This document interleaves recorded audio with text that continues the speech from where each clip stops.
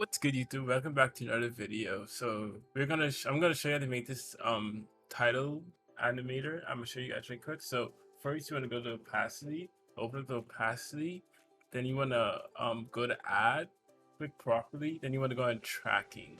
This is a cool title effect you can put in the beginning of videos if you like it. So put the tracking in mode to where it meets in the middle, like just like for that perfect amount. Your text could be long or short, it doesn't matter. Just make sure it's like in the middle, like how it is here. So it's in the middle here and it looks amazing. So now we're gonna add a little motion blur, not motion blur, but like a blur to give it some life, some motion. I'll put the 70 at first, but you don't really want to see it that much. So I think I'm gonna like raise it a bit right here. Yeah, I'm just raise it, add a bit of lower it actually. Okay, so yeah, I think it looks better like that. Okay. Yeah, I just keep it at 70. Now you want to put the opacity to 0, then look for your offset in the advanced.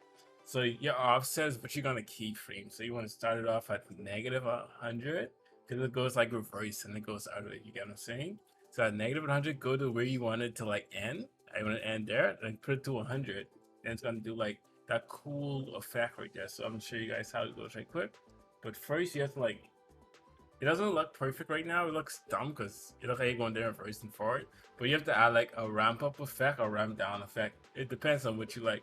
I click ramp down, but I didn't really like it that much. So I'm gonna just fix it. Make sure put your ease low on 100 and ease high around like 5, 10, or 20. Like keep it like, at a low range and put on ramp up, and it's gonna look beautiful. Like it looks beautiful right here. It's kind of fast, but I'm just showing you guys how to do it. It's kind of fast. I can make it longer, but I'm gonna like make it a tad bit longer. Like just go in your graph editor and just like change it up a bit. I'm gonna make my graph look like this, so it can be long in the middle and short at the ends, if that makes sense.